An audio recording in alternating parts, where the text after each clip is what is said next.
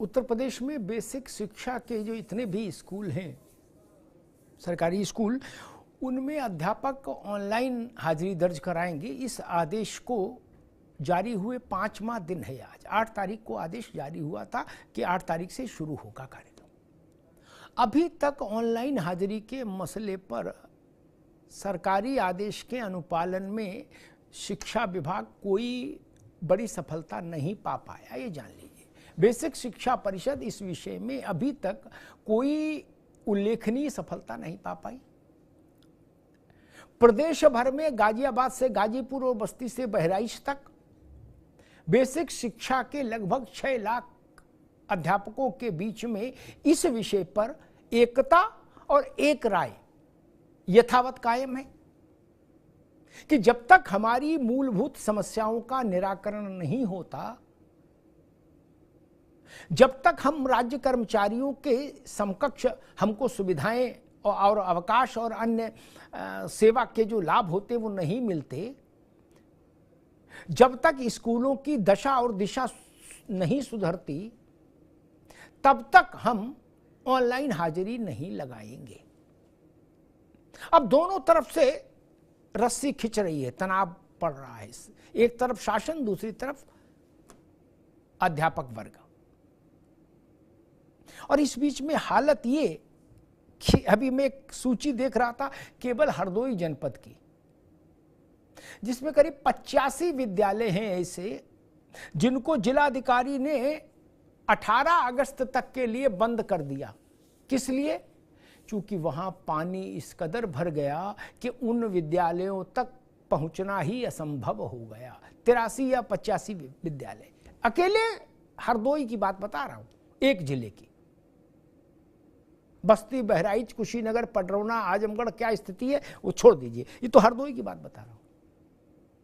अब जहां स्कूल इसलिए बंद हो गए कि वो टापू में तब्दील हो गए, चारों तरफ जलमग्न हो गए, जल ही जल, ऊपर जल, नीचे जल ही जल ही जल। अब वहां क्या ऑनलाइन क्या ऑफलाइन, वहां तो सारी लाइन ही खराब हो गई। और यही बात बार बार अध्यापक उठाते भी हैं कि पहले स्कूलों की दशा तो सुधारिए। आज बेसिक शिक्षा परिषद का कार्यक्रम ये था कि खंड शिक्षा अधिकारी और बेसिक शिक्षा अधिकारी जिले के ये सब लोग टोलियां बना बना के विद्यालयों में जाएंगे प्रदेश भर में और अध्यापकों के साथ संवाद करेंगे और उन्हें इस बात के लिए मनाएंगे कि वो ऑनलाइन हाजिरी की बात स्वीकार कर लें। लेकिन प्रदेश भर में ऐसा हुआ नहीं। जहां कहीं कुछ गए भी अधिकारी तो वहां विरोध का सामना करना पड़ा अध्यापकों के से उनको, और प्रदेश भर में गए भी नहीं, ये भी बात सत्य है। दोनों तरफ से तनातनी की स्थिति ये कि कोई झुकने को तैयार नहीं। न शासन अभी वो आदेश वापस लेने की स्थिति में अपने को है पा रहा है, और ना अध्यापक ऑनलाइन हाजिरी के सरकारी आदेश को स्वीकार करने की मन स्थिति में। इसी बीच में एक वो आया कि एक डीएम साहब गए थे चेकिंग करने, तो उन्होंने एक अध्यापक का मोबाइल चेक कराया तो उसमें पाया कि 2 घंटा या 2.5 घंटा उसने मोबाइल पर बिताए। अब एक सवाल ये भी उठता है कि खंड शिक्षा अधिकारी और जिला से बेसिक शिक्षा अधिकारी और दुनिया के जितने भी शासन प्रशासन से जुड़े अधिकारी हैं, इनके सबके मैसेज भी तो मोबाइल पर ही आ रहे हैं। मास्टर के, हेडमास्टर के नहीं आ रहे ना। जब शिक्षा का पूरा तंत्र ही मोबाइल पर चल रहा है मित्र, मैसेज पर, व्हाट्सएप पर, तो अध्यापक मोबाइल नहीं रखेगा, मोबाइल नहीं देखेगा तो गुनाह हो जाएगा। सारा काम आप उसी पर तो करा रहे हैं। फलाने खंड शिक्षा अधिकारी के यहां इतने बजे मीटिंग में पहुंचे, ये सूचना डाकिया से थोड़ी ना आ रही है, ये तो मोबाइल में गिरती आके टप से। और अगर स्कूल के घंटों में अध्यापक मोबाइल नहीं खोलेगा, डीएम साहब की बात मान ले, तो फिर सरकारी काम कैसे चलेगा? इसका भी तो कोई उत्तर दे। मैं वो उदाहरण तो दे ही नहीं रहा कि मंत्री, मुख्यमंत्री और चीफ सेक्रेटरी ऐसे स्तर के बैठकों में बड़े नौकरशाह चुपचाप अपने मोबाइल पर धीरे से क्रॉसवर्ड पहेली खेलते देखे जाते हैं। ऐसे तमाम चित्र हैं। सोते पाए गए वो तो अलग है, ये खेलते देखे गए नहीं। कुछ राज्यों की विधानसभा में, चलती हुई विधानसभा में माननीय विधायकगण कुछ रंगीन किस्म के, नीले किस्म के चलचित्र देखते पाए गए। वो विवाद तो याद ही है। तब अध्यापक का मोबाइल ऑन कैसे हुआ, ये विषय है। विधायक जी वहां सांस्कृतिक कार्यक्रम फोन पे चुपके से देख रहे विधानसभा के अंदर, उसका कौन जवाब देगा? और बड़े अधिकारी, आईएएस स्तर के अधिकारी अपनी बड़ी गंभीर बैठकों में मोबाइल पर क्रॉसवर्ड पहेली सॉल्व कर रहे हैं, उसका कौन जवाब देगा? प्राइमरी स्कूल के टीचर पर तो नियम लागू है, ठीक बात है, लेकिन हाकिमों पर भी नियम लागू होना चाहिए कि नहीं? यही स्थिति विकट है। ऑनलाइन हाजिरी क्या बेसिक शिक्षा निदेशालय में ये लागू है, जहां से उत्तर प्रदेश भर के 6 लाख अध्यापक नियंत्रित हैं? क्या जिला बेसिक शिक्षा अधिकारी के कार्यालय में ये नियम लागू है?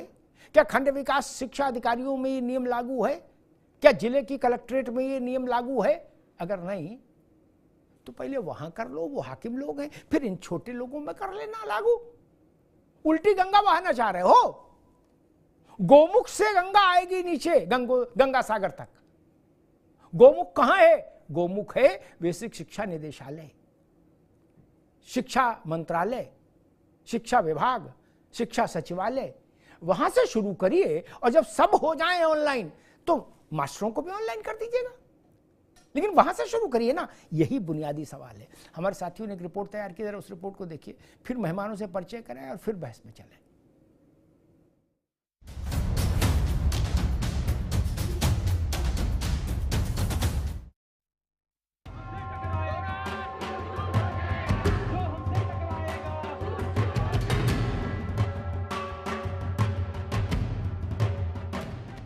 उत्तर प्रदेश में बीते 8 जुलाई से ऑनलाइन हाजिरी के मुद्दे पर मचा घमासान अभी तक किसी समाधान पर पहुंचता नहीं दिख रहा है, बल्कि हर रोज बढ़ते टकराव और तनाव में बात बिगड़ती सी दिख रही है, क्योंकि सरकार और शिक्षा विभाग अपने आदेश के साथ खड़े हैं, तो वहीं 6 लाख शिक्षक पूरी तरह से विरोध में खड़े हैं। जो हमारे साथी जो इंटीरियर में है, जहाँ जाने का रास्ता नहीं है, जहाँ बिजली नहीं है, तो जो हमारे शिक्षक साथी जो इंटीरियर में हैं हमारे, जिनके लिए रास्ता नहीं है पहुँचने का, बड़ी राह दुर्गम है वहाँ की जाने की विद्यालयों की, वो कैसे देंगे समय से उपस्थिति? हम लोग सुबह अपने घर से 6:30 बजे निकलते हैं, तभी हम लोग यहाँ पहुँच सकते हैं। रास्ते में इमरजेंसी में कोई एक्सीडेंट हो गया, कुछ भी हो गया, हम उसमें जाम में फंसे हुए हैं। क्या आपको ये लगता है कि उचित है? अगर उचित नहीं है तो समाज भी हमारे साथ जुड़े और हमारे अधिकारी भी हमारी समस्याओं को समझे और इसका निराकरण करें। और अगर निराकरण हो गया तो हम लोग को ऑनलाइन उपस्थिति से कोई डर नहीं है, हम लोग देने के लिए तैयार हैं। ऑनलाइन हाजिरी के हालात ये रहे कि 5वें दिन 0 ही रहा ये आंकड़ा। और तो और शिक्षकों के विरोध प्रदर्शन का सिलसिला अब तो सोशल मीडिया के साथ साथ शहर शहर में बीएसए कार्यालयों तक भी जा पहुंचा है। तमाम शिक्षक संगठनों ने ज्ञापन भी सौंपे हैं। शिक्षकों का कहना है कि इस विवाद में बातचीत की पहल तो करे सरकार। समस्या वो नहीं है, इसके मूल में बहुत सारी समस्याएं हैं जिनका समाधान किए बिना ऑनलाइन हाजिरी का आदेश पारित करना एक सरासर ज्यादती है बेसिक के शिक्षक के साथ। अब ऑनलाइन हाजिरी से पहले शिक्षक जहां हाफ ईएल, राज्य कर्मचारियों की तरह 30 ईएल, 15 सीएल और दूसरे विभागों की तरह प्रतिकर अवकाश वाली मांग पर अड़े हैं, तो वहीं सख्त हुई सरकार भी बहिष्कार करने वाले पर एक्शन की तैयारी में जुट गई है। सरकार और शिक्षा विभाग ने मानदेय रोकने, वेतन काटने और निलंबन जैसी विभागीय कार्रवाई करने का प्लान किया है। देखिए, समाजवादी पार्टी शिक्षकों के साथ खड़ी हुई है। भारतीय जनता पार्टी की सरकार में प्राथमिक विद्यालयों के जो हालात हैं, जो स्ट्रक्चर है, उसमें कहीं कोई सुधार नहीं है। अगर डिजिटल सिग्नेचर वाला जो प्रकरण है वो लागू होता है तो कहीं ना कहीं जो प्रशासन की मनमानी है वो बढ़ेगी, जो शिक्षकों का उत्पीड़न है, मानसिक उत्पीड़न है, वो बढ़ेगा। शिक्षक बनाम सरकार के संग्राम में सियासत भी सजने लगी है। अखिलेश यादव ने जहां बीजेपी को शिक्षक विरोधी करार दिया, तो वहीं कांग्रेस भी कूद पड़ी है।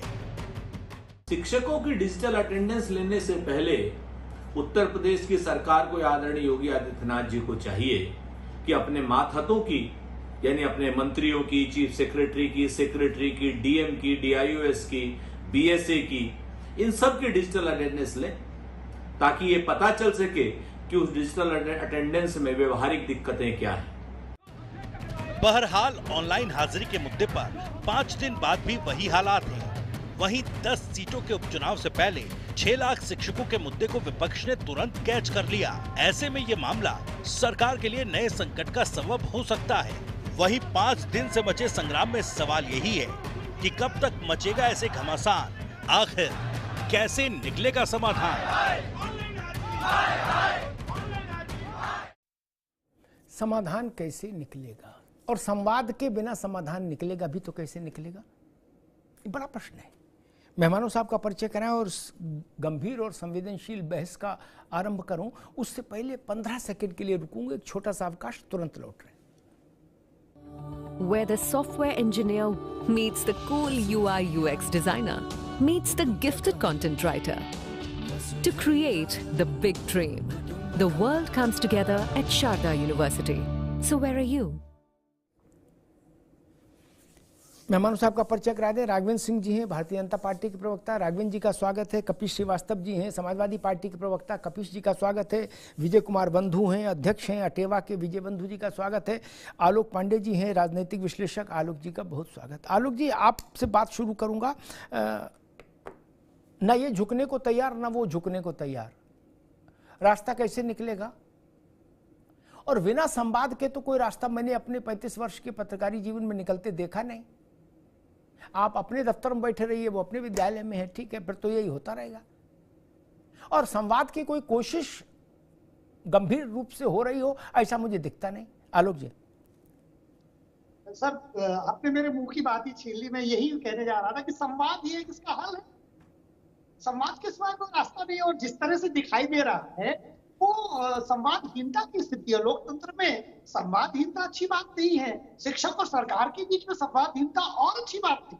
लेकिन प्रश्न ये है कि मैं इस टॉपिक में जितना मैं संकोच किया, मतलब मुझे तैयारी करनी पड़ी बहुत ज्यादा, मुझे लगा भाई बोलूं क्या, क्योंकि कभी सरकार सही लगती है और कभी शिक्षक सही लगते हैं। सरकार इसलिए सही लगती है कि एजुकेशन व्यवस्था में बच्चा प्रमुख है, स्टूडेंट प्रमुख है, वो बालक प्रमुख है।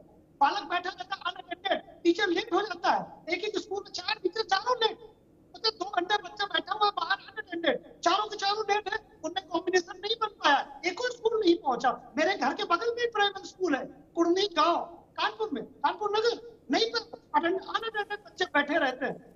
तो ये भी एक प्रॉब्लम है। सरकार उसको अगर कंट्रोल करती है, टीचर को रेगुलर करने के लिए, क्या समय से आएंगे? तो जो प्रॉब्लम आ रही है कि नेट नहीं है, रोड नहीं है, इस वजह से, तो ये प्रॉब्लम सरकार देखी। ऑनलाइन में आप समय से आए, समय से जाए, ये बाध्यता तो होनी चाहिए, क्योंकि सरकार ने पिछले 7 सालों में बहुत अच्छे प्रयास किए कि आप समय से आइए। लेकिन मुझे ये कहते हुए दुख होता है, मेरा मित्र है, नाम ले लूंगा नहीं, उसके ऊपर कार्रवाई हो जाएगी। महीने में 10 दिन पता नहीं रहता, पता नहीं कैसे बीएसए से मैनेज करता है। तो ये बड़ी प्रॉब्लम है सर। ठीक है आलोक भाई, उसको कंट्रोल करने की कोशिश कर। आऊंगा आपके पास। मैं विजय बंधु के पास चलूं, फिर दोनों राजनीतिक मित्रों के पास चलूं। उससे पहले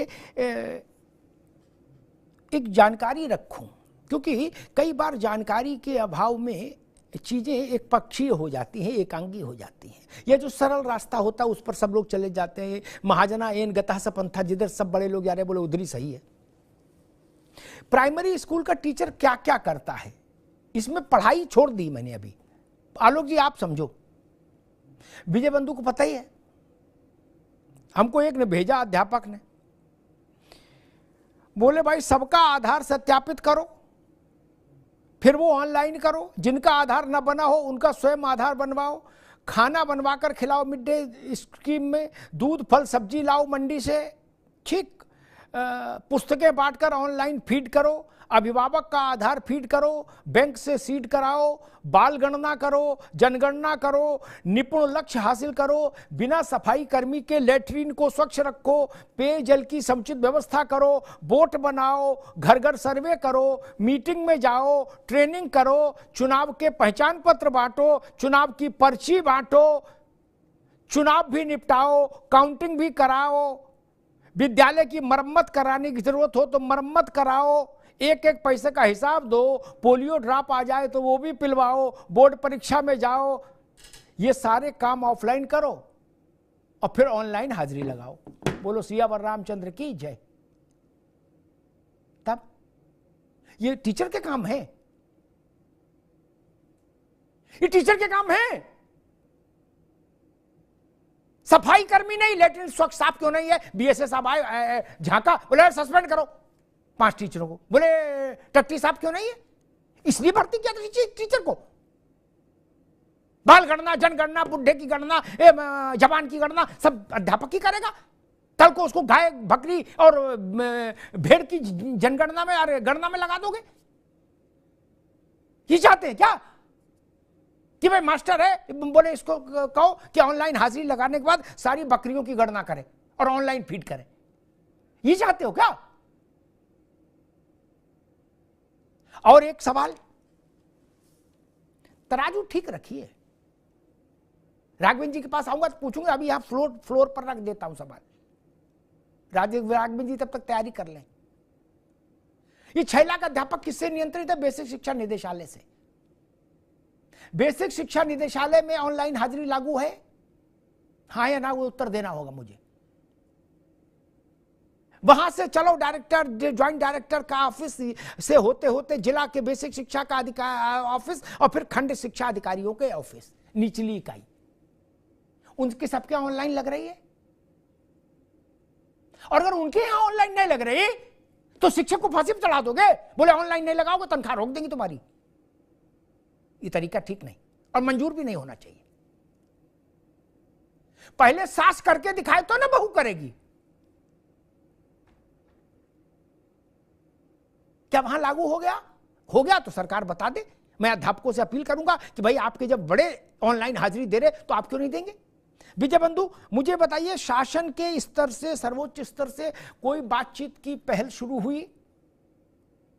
सर बहुत बहुत धन्यवाद आपका जी। और आपने बड़ा सवाल और महत्वपूर्ण सवाल किया। 5 दिन आज हो गए, इतना बड़ा संकट है, इतनी बड़ी समस्या है, बताई जा रही है, चारों तरफ चिल्लाया जा रहा है, अध्यापकों की गरिमा और उनके सम्मान के खिलाफ तमाम चीजें लिखाई जा रही हैं। 5 दिन से कोई भी अधिकारी लेवल पर, प्रशासन लेवल पर, शासन लेवल पर कोई वार्ता तक नहीं हुई। इतनी संवेदनहीन सरकार है कि वो वार्ता तक नहीं करने को तैयार है। अरे समस्या है, हम भी बैठने को तैयार है, हमारे प्रतिनिधिमंडल बैठने को तैयार है। आप वार्ता करिए, हम अपनी समस्याएं बताएं, उस समस्याओं का आप कितना समाधान कर सकते हैं वो बताएं, उसके बाद कोई रास्ता निकले वो बताएं। बातचीत तक नहीं। मतलब ये अपने आप में अद्भुत बात है। 6-6 लाख शिक्षक अपनी इस विरोध को जता रहा है, काम करते हुए जता रहा है, अपने विद्यालय में उपस्थित अपना काम करते हुए जता रहा, लेकिन कोई संवाद तक नहीं हुआ। ये बड़ा दुर्भाग्यपूर्ण है। और मैं सर, आपने बहुत अच्छी बात उठाई कि जो टीचरों की समस्याएं हैं उनको हल करने में कितना टाइम लगता है शासन को। आप सीएल कर रहे हैं, दे दीजिए, टीसीएल दे दीजिए, चिकित्सा दे दीजिए, उनको प्रतिपूर्ति, उनको क्यों इतनी देरी क्यों हो रही है? आप इतना बड़ा निर्णय ले सकते हैं तो ये तो बहुत छोटे छोटे निर्णय हैं जिनको लिया जा सकता है और किया जा सकता है। लेकिन निर्णय लेने की बात छोड़िए, शासन 5 दिन से, प्रशासन 5 दिन से वार्ता करने को भी तैयार नहीं है, अपनी हठ धर्मिता पर लगा हुआ है। हम अपने विद्यालय जा रहे हैं, अपनी उपस्थिति कर रहे हैं, बच्चों को पढ़ा रहे हैं, हमारे जितने काम है हम कर रहे हैं और लगातार वो जारी रहेंगे। जी कपिल जी, मैं एक हरदोई के जिला अधिकारी हैं मंगला प्रसाद सिंह, उनका आज का आदेश है मेरे हाथ में, मंगला प्रसाद का। इसमें 83 स्कूल हैं हरदोई जिले के जिनको 18 तारीख तक के लिए बंद कर दिया गया। मालूम है क्यों? वो टापू में तब्दील हो गए। ऊपर जल, नीचे जल, मध्य में जल, जल ही जल, वहां पहुंचना संभव नहीं। तो डीएम ने 83 स्कूल बंद कर दिए। वहां ना ऑनलाइन हो सकती ना ऑफलाइन हो सकती, वहां लाइन ही खत्म हो गई। ऐसी स्थिति और उस वक्त ये परिस्थिति पैदा करना, जब आपको पता है कि हमारी व्यवस्था इतनी मजबूत है कि हमको बरसात में एक एक जिले में 80-80, 90-90 स्कूल बंद करने पड़ेंगे 10-10 दिन के लिए, तो काहे को इतना बड़ा बवाल क्रिएट किया अभी कपिल जी? अमिताभ जी, सबसे पहली चीज तो ये है कि जब लोकतंत्र में राजतंत्र स्थापित किया जाता है तो उसका सफल उदाहरण मोदी और योगी शासन है। एक एक करके सारी जनता के साथ इन्होंने वही व्यवहार किया है, और टीचरों के साथ जो ये व्यवहार है, आपको एक बात बता दें, क्योंकि भाई हम लोगों के भी रिश्ते में तमाम टीचर्स हैं और हम लोग रोज उनकी मुसीबतों से दो चार, क्योंकि हम लोग कोई बड़े अंबानी के घर से नहीं आते। आपको बता रहे हैं कि इनसे शिक्षा के अलावा सारा काम करवाया जाता है, और इनके यहां ये है कि king can do no wrong. हमने अगर कोई आदेश कर दिया तो वो तुम पे लागू होता, हम पर नहीं लागू होता, और ना आप कह सकते हो कि गलत है। भाई राजा जो कहे वही कानून। लोकतंत्र होता तो दूसरे पक्ष की भी सुनते। ये एक ला का सुविचार नियम है, एट द आटम पार्टम, माने दूसरे पक्ष की भी सुनो। ये साहब दूसरे पक्ष की नहीं सुनेंगे, ये एक ही पक्ष की सुनेंगे। बस आदेश दे दिया, अब जाओ करो। तुमको कह दिया कि जनगणना करना है तो जाड़ा गर्मी बरसात चाहे कैसा भी मौसम हो तुमको करना है, इतने दिन में देना है तो देना है। इनकी फिलॉसफी ये है कि ये जो सरकारी नौकरी है, इन नौकरों से बहुत चिढ़ते हैं, और उसका कारण है चिढ़ने का। पूछ लेते हैं कि अरे भाई शिक्षकों को बताओ, ABCD पढ़ा रहे हैं और ये प्राइमरी शिक्षक हैं, 8th वाले शिक्षक हैं, इनको 70-70 हजार रुपया मिल रहा है। क्यों भाई किसानों, अगर इनको 10,000 रुपया कर दिया जाए और आपको उसी का खाद थोड़ा कम कर दिया जाए, कहना है तो कैसा रहेगा? पीछे से योगी मोदी योगी। तो ये इनके सिस्टम में ये काम नहीं करते। शिक्षकों से बेजा काम करवाया जा रहा है। और आप मुझे बताइए टेक्नोलॉजी इस स्तर पे है क्या? आप मुझे बता दीजिए, इनकी रजिस्ट्री ऑफिस में रजिस्ट्री नहीं हो पाती। हम तो एक प्रैक्टिशनर लॉयर हैं, इसलिए आपको कह रहे हैं। रोज उस तरीके की चीजों से दो चार होते हैं।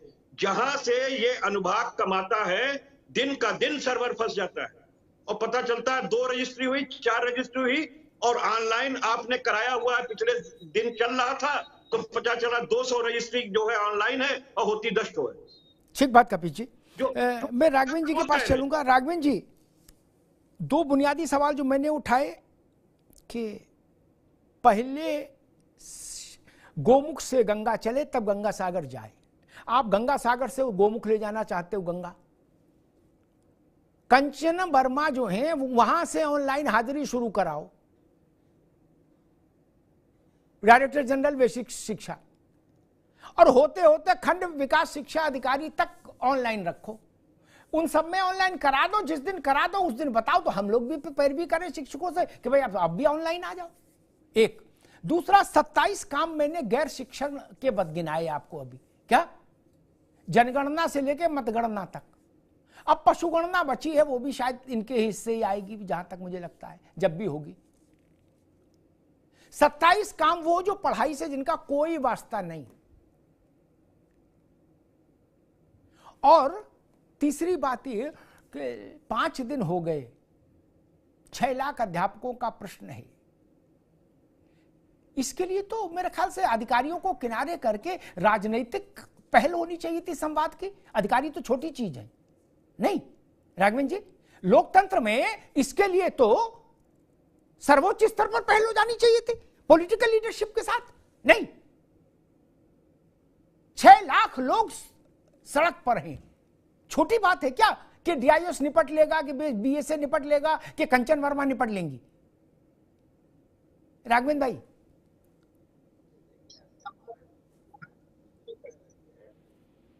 कि शिक्षा के अलावा इनसे सभी काम कराए जाते हैं जी। सूप बोले से बोले, चलनी भी बोले, इसमें 7200 थे। 4 बार इनकी सरकारें रही। इन लोगों ने क्या कोई अलग व्यवस्था कर रखी थी क्या शिक्षकों की, जो हमारे ऊपर ये तोहमत पड़ रहे हैं कि लंबे समय से इस प्रकार की व्यवस्था चली आ रही है? ये कांग्रेस के सरकारों में भी थी, बसपा के सरकारों में भी थी, समाजवादी पार्टी की सरकारों में भी इसी प्रकार की व्यवस्था थी अमिताभ। हाँ, निश्चित रूप से ज्यादा काम लिया जाता है इसमें, मैं आपके साथ हूं अमिताभ जी इस विषय में। इसके लिए कोई एक पारदर्शी व्यवस्था होनी चाहिए। राघवेंद्र भाई 3 बार, राघवेंद्र भाई 1 मिनट, 3 बार इलाहाबाद हाई कोर्ट ने और 1 बार सुप्रीम कोर्ट ने 4 बड़े फैसले हैं जिनमें स्पष्ट कहा कि अध्यापकों से शिक्षण के अलावा कोई काम नहीं लिया जाए, नहीं माना। राघवेंद्र भाई नहीं, निश्चित रूप से मेरा भी कहना यही है कि पारदर्शी व्यवस्था होनी चाहिए, उनके ऊपर इतना लोड नहीं होना चाहिए। लेकिन दूसरा पक्ष ये भी है, अभी आप कह रहे थे कि अन्य विभागों में या इस प्रकार की व्यवस्था नहीं, हमारी सरकार जो है डिजिटल अटेंडेंस की व्यवस्था कर रही है, बायोमेट्रिक अटेंडेंस की व्यवस्था कर रही है। बड़े बड़े IAS अधिकारियों को उठा लगाना पड़ता है। अब मुझे ये नहीं पता किस विभाग में है, किस विभाग में ये नहीं है, लेकिन बड़े पैमाने पर विभागों में ऐसी व्यवस्था जो हम लोग करने की कर रहे हैं। अनुशासन क्या कहीं पैदा करना चाहिए, गलत होता है क्या? अगर हम ये चाहते हैं शिक्षा के क्षेत्र में अनुशासन हो तो ये क्या गलत है क्या? हाँ, ये बात सही है। जैसे अभी आप कह रहे थे हरदोई जनपद में इतने विद्यालय जो पानी से डूब गए, हरदोई जनपद और फर्रुखाबाद जनपद से अमिताभ जी मेरे व्यक्तिगत संबंध है। हरदोई जनपद जो है वो 7 नदियों वाला जनपद है, निश्चित रूप से उसका प्रभाव कहीं ना कहीं क्षेत्र में पड़ा होगा। पूरे पूर्वांचल में बाढ़ आती है भैया, पूरे पूर्वांचल में बाढ़ आती है, नेपाल से जो बिहार से आती है, पूरा पूर्वांचल डूबा है। हरदोई क्या अमिताभ जी मेरी बात बजाने, फिर हमें लग रहा व्यवस्थित रूप से आप प्रश्न उठा सकते हैं, मैं उसका जवाब भी दूंगा। क्या ये पूरे उत्तर प्रदेश में ऐसी व्यवस्था है क्या? क्या सभी विद्यालय डूब गए हैं क्या? निश्चित रूप से कुछ विद्यालय इस बरसात में जो विद्यालय भी प्रभावित होते हैं, शिक्षक आपके अस्पताल भी प्रभावित होते हैं, व्यक्तिगत मकान भी प्रभावित होते हैं, वो एक अलग विषय है। लेकिन अगर इसकी आड़ में ये कह दिया जाए कि ऐसी व्यवस्था पूरे उत्तर प्रदेश में न लागू हो तो ये हमें लग रहा है अन्याय है। व्यवस्था ये खराब नहीं है। हाँ, निश्चित रूप से उसको कोई ऐसा कोई बीच का रास्ता निकाला जाए जहां पर विद्यालय में ऐसी कोई प्राकृतिक आपदा आई हो या कोई ऐसी व्यवस्था हो या किसी व्यक्ति को ऐसी व्यवहारिक समस्या हो तो उसके लिए कोई बीच का रास्ता निकाला जाए। अगर इसकी आड़ में व्यवस्था स्कूल की ऐसी होनी चाहिए, सड़कें वहां तक होनी चाहिए, छुट्टी होनी चाहिए, तनख्वाह ऐसी होनी चाहिए, इसकी आड़ में अगर सब लोग बचना चाहे तो हमें लग रहा है ये अमिताभ जी उचित नहीं है।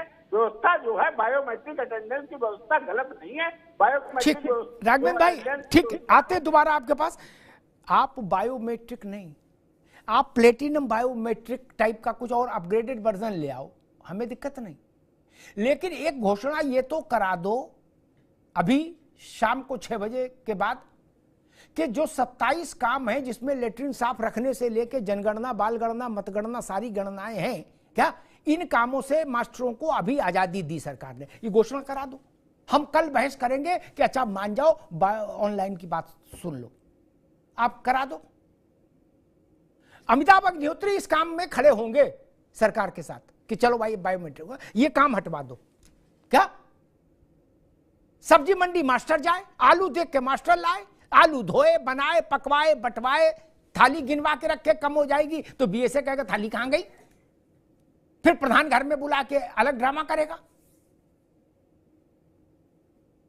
बड़ी कठिन है डगर पनघट की। मैं ओपन ऑफर दे रहा हूं, 27 किस्म के नॉन एजुकेशन काम है टीचरों के जिम्मे, उनको अभी तत्काल प्रभाव से सरकार रिवोक करे। मैं गारंटी लेता हूं कि 1 हफ्ते का समय दीजिएगा, हम सब लोग मिलके, हम और सरकार और विजय बंधु सब मिलके इस बात का रास्ता निकालेंगे कि डिजिटलाइजेशन परवान चढ़े, आगे बढ़े। लेकिन ये करना होगा, बकरी की गिनती मास्टर करे और डिजिटल हाजिरी दे। डिजिटल हाजिरी जो परसेप्शन है ना, वो क्या है, इलीट कहा जाता, निजी क्षेत्र में पूरा डिजिटल नहीं है क्या? हां जी है, वहां बकरी गिनने की जिम्मेदारी नहीं किसी की। क्या निजी क्षेत्र में जमादार जो स्वीपर है वही लेटरिन साफ कर रहा है, मास्टर नहीं कर रहा। किसी पब्लिक स्कूल का मास्टर देखा आपने लेटरिन साफ करते हुए? नहीं। ये सब्जी लाते हुए तो वो ऑनलाइन देगा?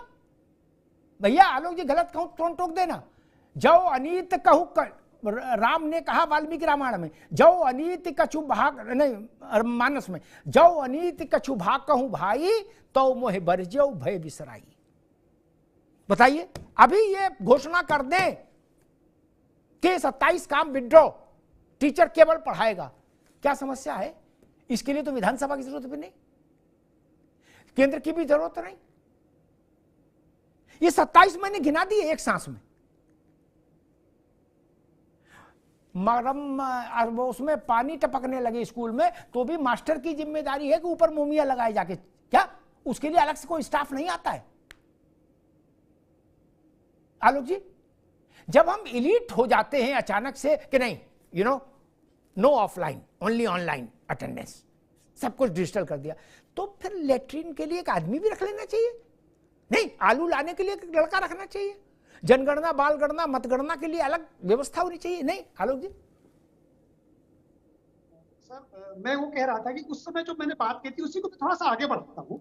मैंने कहा कि शिक्षक समय से पहुंचे, लेकिन उस शिक्षक को, आपने शिक्षक को पीयू से लेके प्रशासनिक तक सब पकड़ा रखा है। तो अरे भाई, जो आलू मंडी से, अरे आलोक बाबू, तू कहता है कागज देखी, मैं कहता हूं आखन देखी। मैं तो किताब पढ़ी नहीं। जो आदमी मंडी जाएगा, सवाईपुर मंडी गया है आलू लेने, वो कैसे ऑनलाइन समय पे आ जाएगा स्कूल? जी, यही कह रहा हूँ कि जब आपने शिक्षक को मल्टीपर्पज काम दे रखे हैं, तो फिर जब शिक्षक अकेले वो शिक्षक नहीं है, प्रशासनिक भी ले रहे हो, चपरासी का भी ले रहे हो और बुक का भी ले रहे हो, तो फिर डिजिटल का हक आपका खत्म हो जाए। अगर शिक्षक को शिक्षक रखिए तो डिजिटल बिल्कुल आप तुरंत कर दीजिए, लेकिन अगर शिक्षक को आप चपरासी से लेकर के सारे काम कराते हैं, सर 65 काम है। मैंने प्राइमरी टीचर से कई चीजों से अपने मित्रों से बात की, बोले भैया 65 काम और करते हैं, हमसे ज्यादा सुपर ह्यूमन भारत में कोई नहीं। प्रधानमंत्री नरेंद्र मोदी जी होंगे, बाकी भी प्राइमरी टीचर। इस देश में 2 ही लोग सुपर ह्यूमन हैं। तो अगर आप सुपर ह्यूमन की तरह बात करते हैं, तो फिर आप फिर उनको सुपर ह्यूमन की तरह उनकी सुविधाएं बढ़ाइए। आप 70,000 में सुपर ह्यूमन नहीं पा सकते आप। इसलिए प्राइमरी टीचर को टीचर रहने दीजिए, फिर डिजिटल लीजिए। लेकिन अगर सर फिर रिपीट करता हूं, अगर आप उन्हें चपरासी बनाते हैं, जमादारी का काम कराते हैं, कुक भी बनाते हैं, तो डिजिटल लेना उनके साथ अव्यवहारिक है, अनैतिक है, शोषणकारी।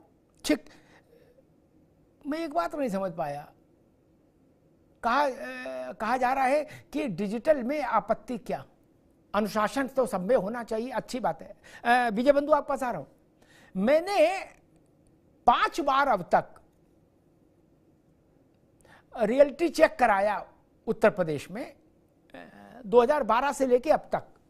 कपिल जी, आप भी सुन लो, उसमें सबकी सरकारें आ गई, बहन जी की भी, अखिलेश यादव की भी और योगी जी की भी। 3 सरकारें तो आई गई। ठीक, हर मुख्यमंत्री ने कलेक्टर और कप्तान को आदेश दिया कि भाई 9 बजे से 11 बजे तक दफ्तर में बैठोगे। क्या 5 बार कराया, 10% से ज्यादा आईएएस आईपीएस कभी मिले ही नहीं कि अपने दफ्तर में।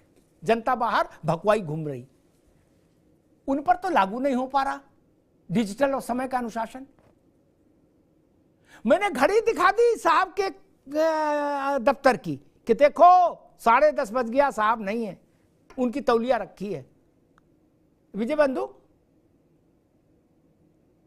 प्राधिकरण चले जाओ, बाबू नहीं मिलेगा।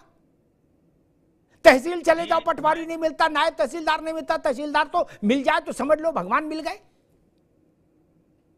मैं सर ये कह रहा हूं, वो लोग डिजिटल नहीं करते हैं क्या? सर मैं कह रहा हूं कि अगर आप डिजिटल पर ही इतना जोर दिए हैं, जैसे सारी शिक्षा व्यवस्था डिजिटल से सुधर जाएगी। इसका मतलब अभी तक अध्यापकों ने कोई पढ़ाया नहीं, किसी को आईएएस पीसीएस डॉक्टर किसी को बनाया नहीं। यहाँ तमाम लोग वक्ता लोग बैठे, वो भी किसी शिक्षक ने उनको पढ़ाया होगा, उन्हीं शिक्षकों से पढ़ के, उसी प्राइमरी से पढ़ के। मैं तो कहता हूँ यहाँ जितने लोग बैठे होंगे लगभग सारे लोग उसी व्यवस्था से निकल के आए हुए होंगे और उसी व्यवस्था से यहाँ पर आज बात तय कर रहे हैं। आज मुझे बड़ा दुख हो रहा है सर कि चारों तरफ शिक्षक को कामचोर बता दिया जा रहा है, और जबकि आपने पूरी लिस्ट बता दी कि कितना बड़ा काम लिया जा रहा है, तो कामचोर उसको। और अभी 5 सितंबर आएगा, 5 सितंबर को गुरु की महिमा गाई जाएगी। ये 2 अर्थी बातें, 2 तरह की बातें क्यों कर रहे हैं आप?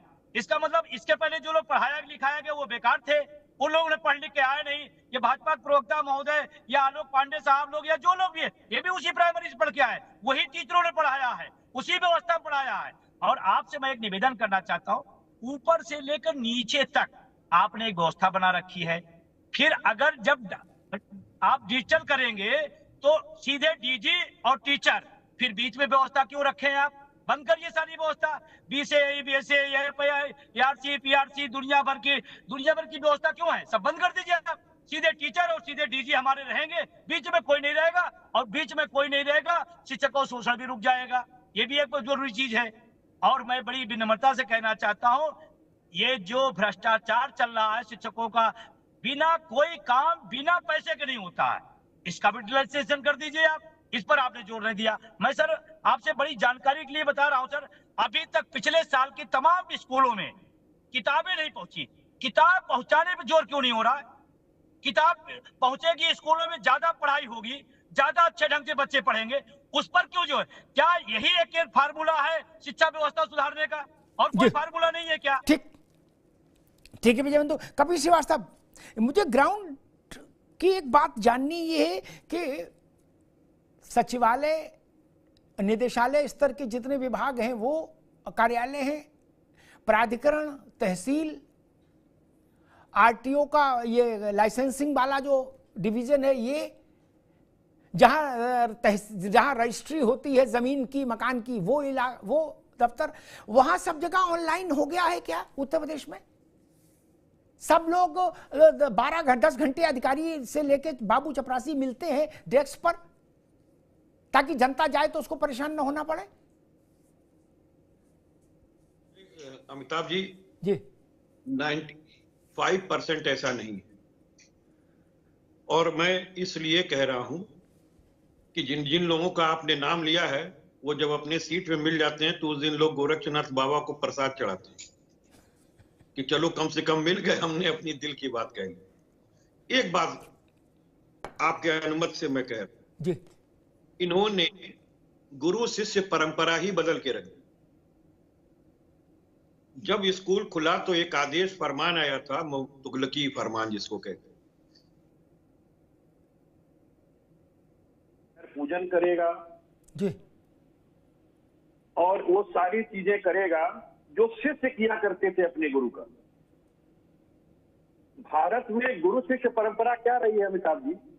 हम लोगों ने अपने गुरुओं का चरण स्पर्श किया है, हमेशा उनका स्वागत किया है कि वो हमारा स्वागत करेंगे। आपने तो परिपाटी ही बदल के रख दी। और सुनिए, हकीकत की कहानी सुना रहे हैं। जब शिक्षक घर से निकाल के लाता है अपने यहाँ स्टूडेंट को बढ़ाने के लिए, क्योंकि ये भी उस पर प्रेशर है, तो घर वाले कहते हैं कि नहला दो, पोंछ दो, तैयार ले जाओ, क्योंकि तुम अपनी नौकरी बचा रहे हो। तुम अगर हमारा काम, जैसे ये बच्चे नहीं जाएंगे तो तुमको तो तनख्वाह भी नहीं मिलनी है। जब गार्जियन के दिमाग में ये बात आ जाए तो आप सोचिए कि गुरु की क्या महिमा है और गुरु की क्या परंपरा है। मैं डंके की चोट पे कहता हूं, डंके की चोट पर, जितने कॉन्वेंट और प्राइवेट स्कूल्स हैं, उनके शिक्षकों से हायर क्वालिफाइड लोग जो हैं वो प्राइमरी में और जूनियर हाई स्कूल में हैं गवर्नमेंट के। लेकिन आज उनकी उपयोगिता को दूसरा बना दिया गया। मैं ये नहीं कहता कि इसमें सिर्फ भारतीय जनता पार्टी की सरकार का दोष, लेकिन इन्होंने दोष बढ़ाया है, कम नहीं किया है। और जो आदर्श आप बता रहे हैं, ये आदर्श मुझे भी पता है, और न्यायिक विवेक कोई भी होगा वो कहेगा भैया शिक्षक का काम पढ़ाना है। बेरोजगारी इस हद पे है, आप आलू खरीदने का काम बेरोजगार को नहीं दे सकते। आप शौचालय साफ करने का के लिए जो है, आप क्या संविदा पे कर्मी नहीं रख सकते, क्योंकि आप परमानेंट नहीं रखोगे। तो हमें मालूम, भारतीय जनता पार्टी के लिस्ट में कहीं है ही नहीं कि आप किसी को परमानेंट नौकरी दें, ये लिस्ट में नहीं है। इनकी मजबूरी है जिसमें देते हैं ये। और मैं आपको बता दूं, शिक्षक जब स्टूडेंट्स के अनुसार आएगा, जाएगा, उठेगा, बैठेगा, और या फिर अधिकारियों के अनुसार आएगा, जाएगा, उठेगा, बैठेगा, और प्रधान हड़काएगा, क्लास लेते हैं प्रधान, बहुत दुख होता है। प्रधान जो हैं वो ब्लैकमेल करते हैं शिक्षकों को, और ये सबको पता है कि हमाम में क्या चीज है। और पहले क्या था हम लोग के समय में अमिताभ जी, कि प्रिंसिपल की इतनी हनक होती थी कि सारे लोग समय से आते थे, सारे लोग, ये राष्ट्रीय चरित्र था पहले। ठीक बात लेकिन करें जब जी। चोर है की नजर से देखोगे और कहोगे कि ये चोर है तो करेगा क्या? बद अच्छा बदनाम बुरा। ठीक बात कबीर जी। राघवेंद्र जी, मूल बात निकल के ये आ रही दो बातें, एक तो गैर शिक्षण कार्यों से तत्काल प्रभाव से शिक्षक को मुक्त करिए, और दूसरी बात ये कि अगर ये दवा अच्छी है, मेरा नपना कभी दो नहीं रहे मेरे जीवन में। मैंने जो बात पेंशन के लिए कही, विजय बंधु हमारे साथ कई अवसरों पर बैठे, मैंने कहा, कपीश भाई बैठे, मैंने कहा अगर ये नई पेंशन इतनी अच्छी है तो सांसद को पहले दो। ये रसगुल्ला गरीब के लिए नहीं है, पहले हमारे माननीय सांसदों को खिलाओ। क्या बोले? ना, ये नहीं खाएंगे, गरीब खाएगा। तो मैं उसके विरोध में खड़ा हो जाता हूं। वैसे ही मैं आपसे ये कह रहा हूं, अगर ये डिजिटल हाजिरी इतनी अच्छी है राघवेंद्र भाई, तो उत्तर प्रदेश के, अभी मैं एक काम से चला गया था गाजियाबाद के उसमें कलेक्ट्रेट में एक एसडीएम के पास, पता ही नहीं लग रहा, मैं बिना अपॉइंटमेंट के बिना कहीं सुने चला गया था, पता ही नहीं कौन कहां गया, बाबू बताने को तैयार नहीं। अगर कोई पहचान ना ले तो मिलना मुश्किल। क्या पहचान लेगा तो मिलवा आदमी मिल जाएगा अधिकारी, या उसको कोई बता देगा कि वो आए हैं तो वो आ जाएगा। क्या वहां आप लोगों ने ये थर्मामीटर नहीं लगाया ऑनलाइन वाला प्राधिकरणों में, तहसील में? और अगर आप कहते हो हां, तो मैं एक निवेदन करूंगा, वो कपीश जी का पक्ष की बात नहीं ना, विजय बंधु के, योगी जी के पास जनता दर्शन में आने वाली शिकायतों को देख लीजिए। मैंने उनका एनालिसिस किया है, और मुख्यमंत्री इस बात पर कई बार नाराज हुए हैं कि 90% शिकायत इसकी आती है कि अधिकारी मिलता नहीं, भगा दिए जाते हैं। जमीन की नपाई कराने के लिए आदमी मुख्यमंत्री के दरवाजे जा रहा है। राघवेंद्र जी, वहां डिजिटल नहीं लागू किया कि मुख्यमंत्री के पास ऐसी शिकायतें ना जाएं, ऐसे फरियादी ना जाएं? राघवेंद्र जी, निश्चित रूप से ये सब होनी चाहिए। इन सब व्यवस्था में जो आप कह रहे हैं, कहीं ना कहीं बातों में दम है, और बातों में आपके साथ मैं खड़ा हूँ। लेकिन दूसरी बात ये भी है, अगर उत्तर प्रदेश और देश में डिजिटलाइजेशन ना हो तो क्या हो? निश्चित रूप से देर सवेर सबको इस बात को स्वीकार करना पड़ेगा, चाहे हम हो, चाहे आप हो, चाहे हमारे मित्र कपीश भी। डिजिटलाइजेशन के बगैर देश चलने वाला अब नहीं है, उत्तर प्रदेश अब चलने वाला नहीं है। इस व्यवस्था के साथ हमको चलना पड़ेगा। मुझे याद है किसी समय हम जेब में पैसा लेकर के जाया करते थे। अब आज की तारीख में मैं तो खैर पैसे का उपयोग करता हूँ, हमारे बच्चे जो हैं जेब में एक पैसा नहीं रखते हैं, कार्ड रखते हैं, उससे पेमेंट करते हैं। देखिए, कभी भी बात होने दीजिए, कभी भी उनकी बात आ जाए। अभी केवल राघवेंद्र जी कभी देखिए बात होने दीजिए। देखिए, अगर कोई व्यवस्था होती है, कोई व्यवस्था बनाई जाती है, तो बेहतर के लिए बनाई जाती है। आपकी सभी बातें सही हैं, कभी भी बातें जो बोल रहे हैं वो सब बातें सही है, लेकिन अगर आप पर्टिकुलर इस व्यवस्था को देखें, अगर शिक्षकों की ऑनलाइन अटेंडेंस की व्यवस्था है, उसमें अगर कोई खराबी हो तो विषय की बात करिए, पर्टिकुलर उसी विषय की। उसमें तो कोई खराबी नजर नहीं आ रही है। बात खेत की हो रही है, सब लोग खलिहान के कर रही हैं। साहब, उनके साथ इतना अपमान होता है, उनके साथ ये काम लिया जाता है, उनको भत्ते नहीं मिलते हैं, उनकी सड़क नहीं है, उनकी चट बचती है। ये सब बातें बिल्कुल सही है आपकी, इन सब बातों में आपके साथ खड़ा हूँ। लेकिन पर्टिकुलर अगर डिजिटल अटेंडेंस की बात कर होती है तो हमें बड़ी विनम्रता के साथ कहना पड़ रहा है कि व्यवस्था में कहीं कोई खराबी नहीं है, व्यवस्था बिल्कुल चुस्त दुरुस्त है, ये व्यवस्था लागू होनी चाहिए। हाँ, लेकिन जहाँ पर कोई ऐसी प्राकृतिक आपदा है या व्यक्तिगत रूप से कहीं कोई बीमार पड़ जाता है या कोई अस्पताल में पानी भर जाता है या ऐसी कोई व्यवस्था है सभी तरीके, उसके साथ अलग व्यवस्था होनी चाहिए। लेकिन पर्टिकुलर ये व्यवस्था है ऑनलाइन अटेंडेंस की, इसमें मुझे कोई खराबी नजर नहीं आती। ठीक, राघवेंद्र भाई, एक मासूम, कपिल जी रुको एक मिनट, एक मासूम सी बात कह देता हूं। मेरे पास तो केवल जीवन के उदाहरण, राघवेंद्र भाई एक मिनट रुको, मेरे पास तो जीवन के उदाहरण है, ना उद्धव को लेना ना माधव को देना। आलोक बाबू आप भी सुनो, राघवेंद्र भाई सुन लो, काम आएगा। एक ही शॉपिंग कॉम्प्लेक्स में, ध्यान सुनिए, एक ही शॉपिंग कॉम्प्लेक्स में पंजाब नेशनल बैंक है और एचडीएफसी है।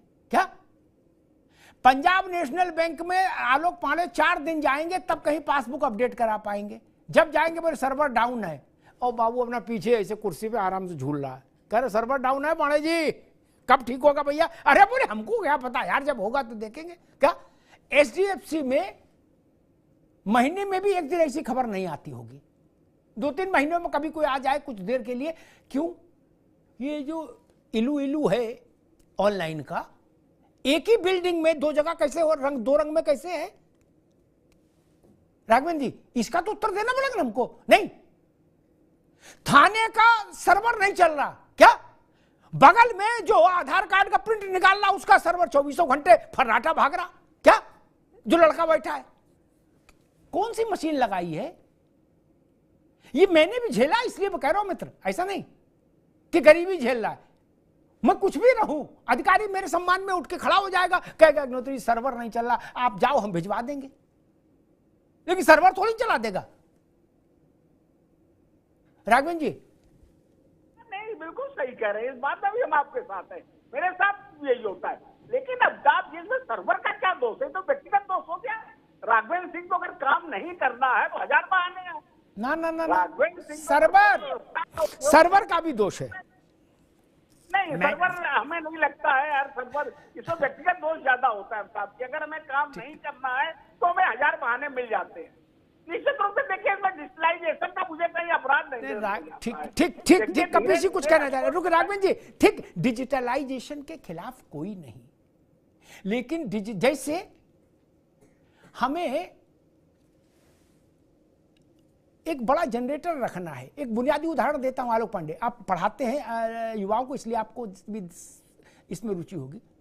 तो उसका आरसीसी का बेस बनेगा राघवेंद्र बाबू, उसके ऊपर 3 टन का जनरेटर रखा जाएगा। क्या बालू के ऊपर नहीं रख सकते, जमीन में घुस जाएगा जनरेटर। आप पूरा ऑनलाइन करिए, मैं कह तो रहा हूं, लेकिन कंक्रीट का बेस तो बना दीजिए, बुनियादी ढांचाओं सुविधाओं का बेस तो बना दीजिए।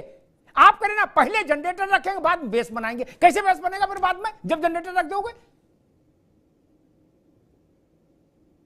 बोले पहले आमलेट बनाएंगे फिर मुर्गी पालेंगे, ऐसा तो नहीं होगा ना मालिक। पहले मुर्गी मुर्गा पालो तब ना अंडा मिलेगा। राघवेंद्र जी आप कुछ कहना चाह रहे थे? अमिताभ जी, मैंने वो समय भी देखा है जब केसा में बिल जमा होता था, सैकड़ों लोगों की लाइन लगा करती थी। ये बात ईमानदारी से हुआ करती। बिल्कुल तारीख में बिल्कुल मैं 1 मिनट में बिल जमा कर देता। मुझे वो समय भी देखा है जब हमें ट्रेन की रिजर्वेशन कराना था तो 3-3 दिन जाते थे, लाइन लगती, तब कहीं जाकर रिजर्वेशन होता था। तो इस प्रकार की व्यवस्था धीरे धीरे सुधर रही है। ठीक है राघवेंद्र जी, अभी कपिल जी कुछ कहना चाह रहे हैं, उनकी भी सुन ले। मुझे कोई दिक्कत नहीं व्यवस्था, मैं कह रहा हूं रेलवे में जो टिकट बनाने वाला बाबू है उसकी आप प्लेटफॉर्म साफ करने की ड्यूटी न लगाओ तो वो अच्छी बात है, वो ऑनलाइन टिकट ही बनाए। आप उससे गुसलखाना भी साफ करा रहे हो। अब बोले कोयला भी डाल दे इंजन में, अब फिर भाग के आ जाए इधर टिकट भी बना दे, ये नहीं चलेगा। राघवेंद्र जी कुछ कहना चाह रहे थे? नहीं, मैं कपीश। कपिश जी। हाँ, देखिए, मैं सिर्फ इतना कहना चाहता हूं, मेरे भाई पता नहीं किस टेक्नोलॉजी में आज भी जी रहे हैं। मैं आपको आए दिन बता रहा हूं कि रजिस्ट्री अनुभाग का सर्वर डाउन हो जाता है, सुबह से लेकर शाम तक नहीं होती। ये हम लोग रोज जाते हैं प्रैक्टिस करने और देख रहे हैं जहां से करोड़ों रुपया इनको राजस्व आ रहा। अमिताभ जी, बिल्कुल ठीक बात आपने कहा कि जहां प्राइवेट है वहां 5G चल रहा है और जहां सरकारी है वहां 4G चल रहा है। डाटा जैसा आप लोगे वैसे ही तो अपलोड होगा, जैसा रैम होगा वैसे ही काम होगा। तो ये इनको समझ में नहीं आ रहा। दूसरी चीज मैं ये कह रहा हूं, आदर्श हमेशा ऊपर से नीचे आता है, नीचे से ऊपर नहीं जाता है। भाई गांधी जी को अगर किसी बच्चे की चीनी छुड़वानी थी, गुड़ छुड़वाना था, तो उन्होंने पहले खुद खाना छोड़ा। उन्होंने ये कहा था कि भाई हम कैसे समझाएंगे, उन्होंने कहा था 1 महीने बाद आना। अगर मान लीजिए वो उसी दिन समझाते तो अपने ही नजर में गिर नहीं जाते। आज जो अधिकारी चाह रहे हैं कि शिक्षकों पर एक ये भी लगाम लगाई जाए जो गैर जरूरी है। मैं बार बार कह रहा हूं, अगर राष्ट्रीय चरित्र पैदा नहीं कर सके आप, तो आप कोई सिस्टम लगा लो, वो सिस्टम फेल हो जाएगा। ठीक बात है। नीचे से ऊपर तक शिक्षा भागवत में भ्रष्टाचार है, ठीक है कविश बाबू, रुकना होगा। आलोक पांडे जी, एक बात आई कल से, एक नैरेटिव आया, एक कोई अधिकारी गया किसी स्कूल में चेक करने, उसने टीचर की जेब से मोबाइल निकलवाया, मोबाइल की जांच करवाई तो पता लगा 2.5 घंटा मास्टर ने मोबाइल में बिताया और नाना प्रकार के कार्यक्रम किए। उसने सही किया गलत किया, क्या देख रहा था वो कलेक्टर जाने, जो करना है करे। बस मैं एक बुनियादी बात कहता हूँ, प्रधान जी ने कल 12 बजे बुलाया है, बीएसए के ऑफिस पहुंचो 2 बजे, 3 बजे बच्चों का खाना बटेगा, ये सूचनाएं डाकिया लाता है स्कूल में, ये भी तो सब इसी पे आ रही हैं। ये स्कूल में नहीं खोलेगा तो भी नौकरी चली जाएगी। बोले तुमको भेजा था तुमने देखा नहीं, और डीएम साहब पकड़ भी लेंगे आके। यार दो तरह की बात नहीं करो ना एक समय में। बताओ भैया, सारे मैसेज तो इसी पे आ रहे हैं स्कूल के, फिर डाकिया से भिजवाओ ना मैसेज।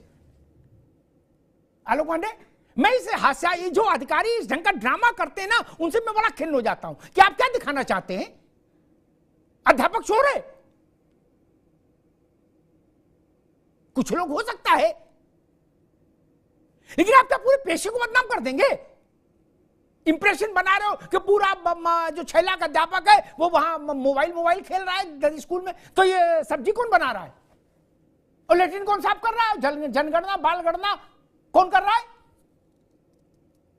आलोक जी, कल से ये नैरेटिव चलाया जा रहा है, धकाधक व्हाट्सएप पे भेजा जा रहा है कि देखिए सच्चाई, मोबाइल पर खेल रहे हैं मास्टर साहब। मैं ही समझ नहीं पा रहा कि मोबाइल पर सारे मैसेज मोबाइल पर आएंगे तो देखेंगे क्या रामायण, मोबाइल नहीं देखेंगे तो। आलोक पांडे सर, मैंने बहुत से टीचर से बात की, एनालिसिस किया, उनका तो ये कहना है कि सरकार सारे स्कूलों का प्राइवेटाइजेशन करना चाहती है, तो इतना टॉर्चर और इतना बदनाम कर दे सरकार टीचरों को, और इतना टॉर्चर कर दे कि बाद में सैलरी भी न देना पड़े, प्राइवेटाइज हो जाए स्कूल, बात खत्म हो जाए।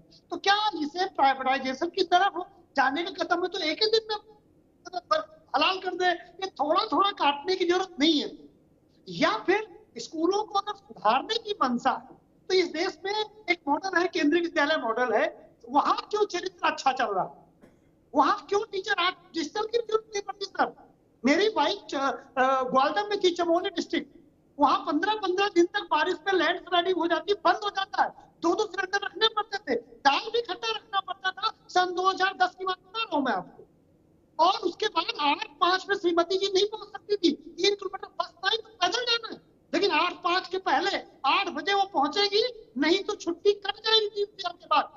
3 दिन रेड लगा, आपकी हाफ फेयर, 6 दिन में फुल फेयर गई, कैसे टीचर पहुंचता है? क्योंकि उसके बाद उस टीचर से ये नहीं कहा जाएगा कि बच्चा स्कूल से क्यों नहीं आ रहा। टीचर 8 बजे पहुंच जाएगा, 1:10 पे छुट्टी हो जाएगी या 2:10 पे छुट्टी हो जाएगी, वो अपना पढ़ाएगा, अपनी डायरी मेंटेन करेगा और घर चला जाएगा। ठीक है, तो जब आप टीचर से और कोई काम नहीं कराते तो शरीर तो मेंटेन हो जाएगा। ठीक है, लेकिन आप मजदूरी कराते हैं। ठीक है आलोक भाई जी, यहाँ तो बच्चा अगर स्कूल नहीं आया तो भी मास्टर साहब की क्लास लगेगी। अब बताओ मास्टर साहब क्या करे, बचपन नहीं आया तो बीएसए मास्टर साहब को टाइट करेगा कि बच्चे क्यों नहीं आ रहे। बच्चा लाओ अभियान भी मास्टर के जिम्मे है। बताइए बच्चे कहां से लाए भैया, कहां से पकड़ के लिया बच्चे। केंद्रीय विद्यालय में आलोक बाबू प्रिंसिपल के और मास्टर के जिम्मे बच्चा लाना नहीं है। वो आके बैठ गए, बच्चा आए तो भली भला, ना आए तो भली भला, बच्चा जाने, बच्चा के पिताजी जाने। विजय बंधु जी, क्या लग रहा है इस गतिरोध का क्या भविष्य दिख रहा है और ये गतिरोध कब तक रहेगा? जी सर, मैं तो बड़ी विनम्रता से सरकार से कहना चाहता हूं कि इतनी बड़ी गंभीर समस्या है, आप बैठिए, प्रतिनिधियों से बात करिए, हमारी समस्याओं सुनिए, उसका निवारण करिए और रास्ता निकालिए। और रास्ता सरकार ही निकालेगी, कोई दूसरा नहीं निकालेगा। रास्ता सरकार निकालेगी तो सरकार को पहल करनी चाहिए, बातचीत करनी चाहिए और रास्ता निकालना चाहिए। लेकिन मैं एक बात से बहुत खिन्न हूं सर कि शिक्षक को जिस तरह से बदनाम किया जा रहा है, मुझे इस बात की बड़ी खिन्नता है। और अभी 5 सितंबर को फिर चिल्लाया जाएगा कि बड़ा गुरु है, ये है, वो है, दुनिया भर की बातें। और आज ऐसा भेजा जा रहा है कि मैं उसको देख देख के खिन्न हूं। दूसरा एक चीज मैं कहना चाहता हूं, अभी आलोक पांडे साहब ने भी कहा, ये बात शिक्षकों के बीच में बहुत गहरी हो गई है कि ये प्राइवेटाइजेशन की तरफ एक रास्ता है और उसी रास्ते पे सरकार जा रही है कि हमें ना वैकेंसियां, 6 साल से वैकेंसी नहीं निकली है। राघवेंद्र सर बैठे हुए हैं, मैं जिम्मेदारी से कर रहा हूं, बेसिक में 6 साल से नौकरी नहीं हुई है, 2010 से पदोन्नति नहीं हुई जूनियर में, 2016 से बेसिक में पदोन्नति नहीं हुई है, चिकित्सा प्रतिपूर्ति आप देने को तैयार नहीं है। तो आप हमसे चाहते हैं ना, तो हम आपसे भी अपेक्षा करते हैं कि आप हमारी समस्याओं को निपटाएं। अच्छा, सरकार क्या होती है? गार्जियन होता है, मुख्यमंत्री हमारा गार्जियन है, हम उससे अपनी बात नहीं कहें, किससे कहेंगे? ठीक है, और हम यही बात ठीक है राघवेंद्र जी, कि मेरी समस्या ठीक है कपिश जी, इस गतिरोध में क्या समाधान हो सकता है और कैसे समाधान हो सकता है? 3 सुझाव दीजिए कोई, फिर मैं राघवेंद्र जी के पास जाऊं। देखिए, पहली चीज तो ये जी कि लोकतंत्र में अपने ही लोगों के बीच में कोई आप विदेश से बात नहीं करने जा रहे, डेडलॉक नहीं हो सकता। निगोशिएशंस की जगह रखनी चाहिए और किसी से नफरत उतनी ही कीजिए कि आंख मिलाने पे शर्म ना हो, क्योंकि बाद में आपको पता चलेगा वो नफरत के काबिल नहीं था। मैं आपको बार बार कह रहा हूं, इसमें बात होनी चाहिए, वार्ता होनी चाहिए। इसमें शिक्षकों के जो नेता हैं उनको बुलाया जाना चाहिए माननीय मुख्यमंत्री के द्वारा, क्योंकि आप विधायिका के सर्वोच्च स्थान पर बैठे हुए हैं और जिनसे आपको काम लेना है प्रशासन, उनको भी बुलाइए। और जो शिक्षक जो राष्ट्रीय चरित्र का निर्माण मजबूती से नींव मजबूत करते हैं हमारे देश के भविष्यों का, नौनिहालों का, उनको भी नेताओं को बुलाइए और उनसे वार्ता कीजिए, उनको समय दीजिए और उसकी बातें सुनिए। जो बेहतर मांगे लगे कि हाँ ये चीज करने पे हमारे प्रदेश का भला होगा, हमारे शिक्षक का भला होगा, हमारे बच्चों का भला होगा, वो कीजिए, वो निर्णय लीजिए। ये मत सोचिए कि अरे ये तो हमारे विरुद्ध गए थे। अरे साहब, आपके अपने बच्चे हैं, आप पाल्य हैं, तो इस बात को ठीक बात है कपिश जी। मैं राघवेंद्र जी के पास चलूं, उससे पहले एक उदाहरण के साथ चलूंगा ताकि उनको बात सहज लगे जो मैं कह रहा हूं। मैं तो ऐसा उदाहरण देता हूं कि उसका फिर विकल्प नहीं होगा सामान्यतः। अखिलेश जी की सरकार थी राघवेंद्र जी, मैं एक दूसरे चैनल पे तब बहस किया करता था। उत्तर प्रदेश राज्य कर्मचारी हड़ताल पर चले गए, पूरे प्रदेश की व्यवस्था चरमरा गई। सरकार होती है कुछ तो उसमें भाई सरकारीपन होता ही है, सरकार की ठसक होती है क्या। और राजा को कई लोग समझाइश देने वाले भी होते हैं, ज्ञानी गुणीजन क्या। अरे वो कहते साहब छोड़ो, 4 दिन में दिमाग ठीक हो जाएगा क्या। अभी हड़ताल विरोधी कानून एस्मा लागू कर देंगे, सस्मा लागू कर देंगे, दिस कर देंगे, दैट कर देंगे। वो मामला तूल पकड़ गया राघवेंद्र भाई, क्या बवाल मचने लगा।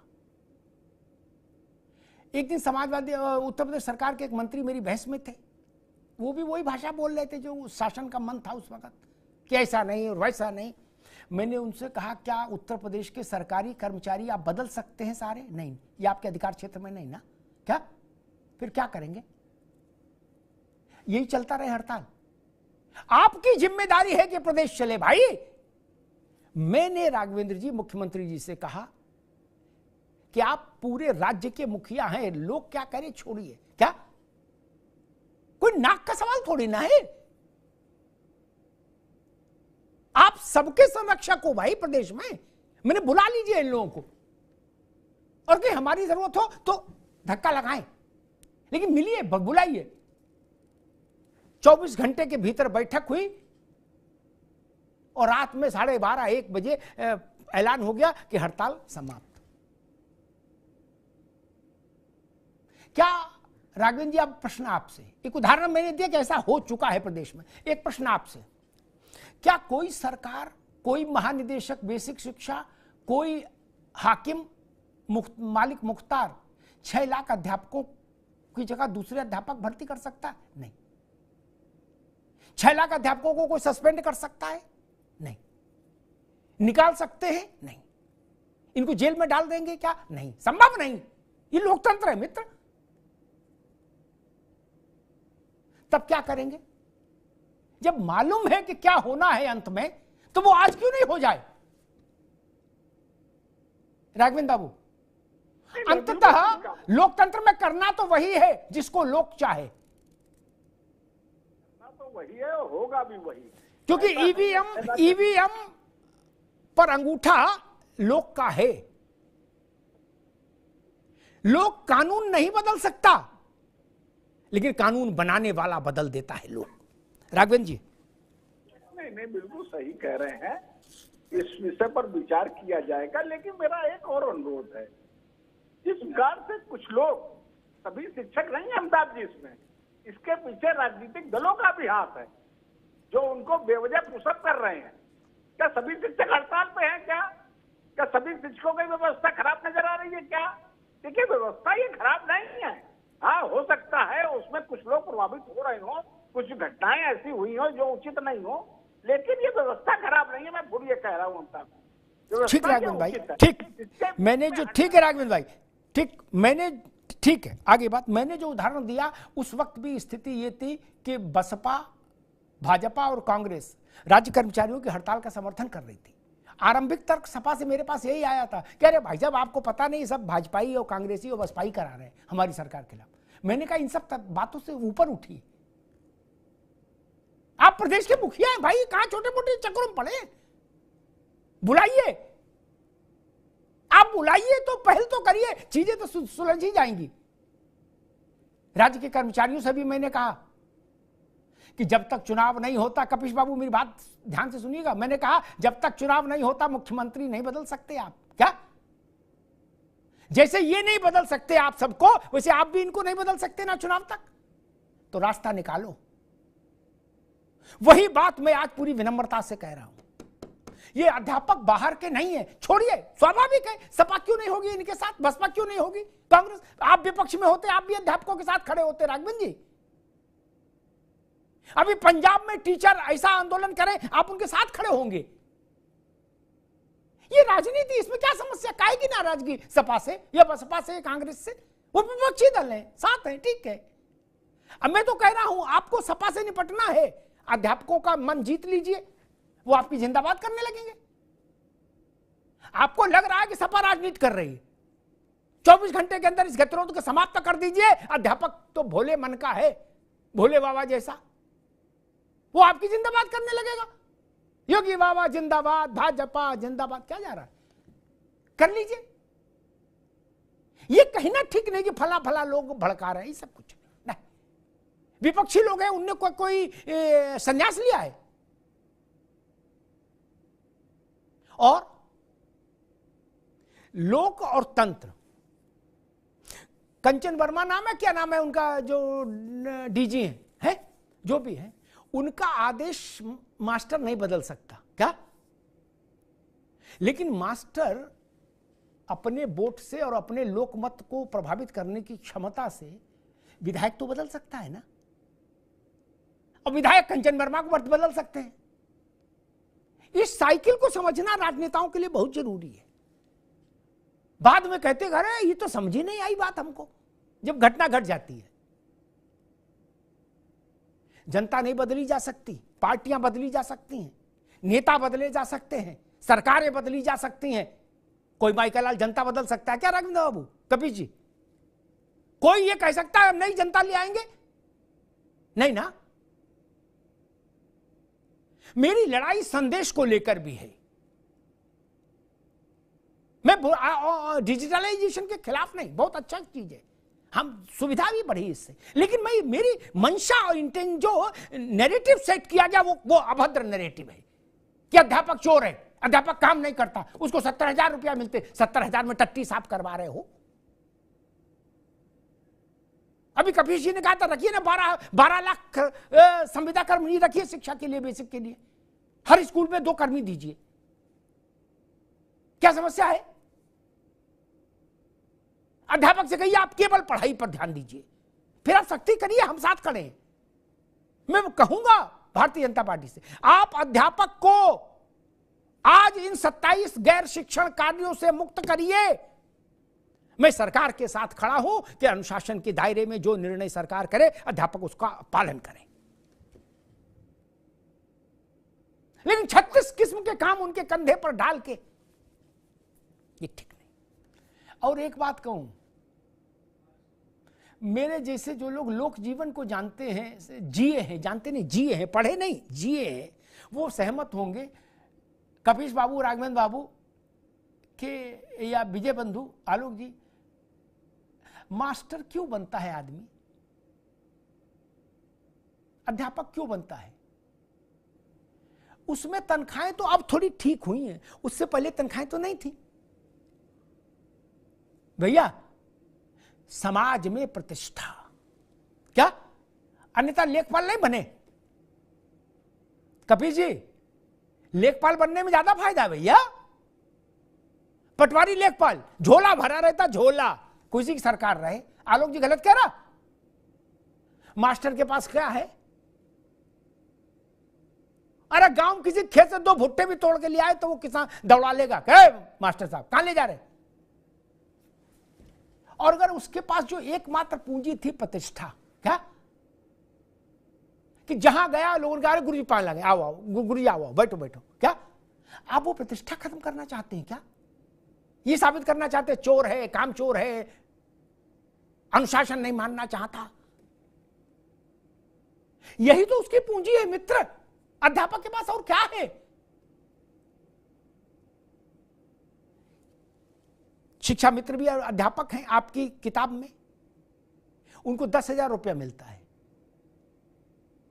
10,000 रुपया आलोक बाबू, 10,000 रुपया में 31 दिन परिवार का भरण पोषण करना है, अपने बुढ़े माँ बाप की देखरेख करनी है, बिटिया की शादी करनी है, बेटे की को कारोबार कराना। 10,000 रुपया,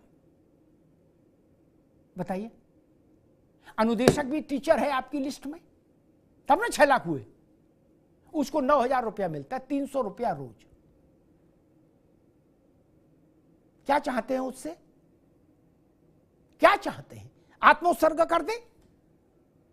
क्या चाहते हैं? और छोटे से छोटा काम कराइए, प्लम्बर का को बुला लीजिए, बिजली के मैकेनिक को बुला लीजिए, जितने भी इस ढंग के प्रोफेशनल कोर्सेज के लोग हैं अपने घर में बुला लीजिए।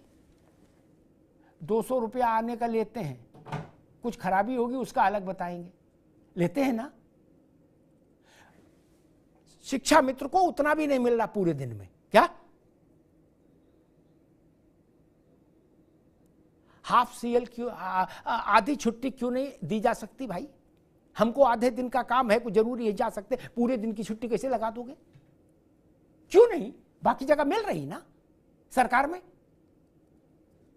सरकारी, मैं 3 बातें कहूंगा राघवेंद्र बाबू से, यानी भारतीय जनता पार्टी से और सरकार से 3 अनुरोध करूंगा। शिक्षकों के ये 27 किस्म के बेसिर पैर के काम जो शिक्षक की गरिमा के साथ खिलवाड़ करते हैं, उनसे शिक्षक को मुक्त करिए, तत्काल शिक्षक की गरिमा बहाल हो। एक। दूसरा, शिक्षक कामचोर है, शिक्षक मुफ्त की तनख्वाह ले रहा, ये घृणित नैरेटिव फैलाना बंद किया जाए। तीसरी बात, शिक्षक को सरकारी कर्मचारी मान लीजिए। सरकारी कर्मचारी मानने से क्या होगा वो विजय बंधु लिख के बता देंगे, मैं उसके डिटेल में नहीं जा रहा। सिर्फ 1 लाइन का राजाज्ञा जारी हो जाए कि आज से बेसिक शिक्षा परिषद के 6 लाख अध्यापक राज्य कर्मचारी माने जाएंगे। राघवेंद्र जी 3 काम करा दीजिए, मैं इस विषय में अध्यापकों को राजी करने में अपनी पूरी प्राण ऊर्जा लगा दूंगा, पूरी प्राण ऊर्जा लगा दूंगा, और मुझे भरोसा है कि मानेंगे अध्यापक। सिर्फ 3 काम करा दीजिए, विजय बंधु जी फिर मानेंगे ना बात हमारी। 3 काम है, आधे घंटे में तीनों की राजाज्ञा जारी हो सकती है। किसी के लिए विधानसभा जाने की जरूरत नहीं, विधेयक की जरूरत नहीं। ये एग्जीक्यूटिव ऑर्डर जो होते हैं ना आलोक जी, आप तो जानते ही हो, आईएएस बच्चों को पढ़ाते हो, एग्जीक्यूटिव ऑर्डर से ये तीनों काम हो जाएंगे। उत्तर प्रदेश के हर गांव में, उत्तर प्रदेश के हर शहर के हर मोहल्ले में कल दिवाली मन जाए, अगर आज घोषित कर दे कि राज्य कर्मचारी मान लिया अध्यापक को, कल दिवाली मन जाएगी। दिवाली दिन में होली, रात दिवाली हो जाएगी एक ही दिन में। आप करो तो। मेरा काम था सुझाव देना, मैंने दे दिया, शेष हरि इच्छा और जन इच्छा। धन्यवाद। Where the software engineer meets the cool UI UX designer, meets the gifted content writer. To create the big dream, the world comes together at Sharda University. So where are you? संवाद होना ही चाहिए। सरकार अध्यापकों की है और अध्यापक सरकार के हैं, फिर संवाद क्यों नहीं हो रहा? संवाद में अहंकार का कोई विषय नहीं होना चाहिए।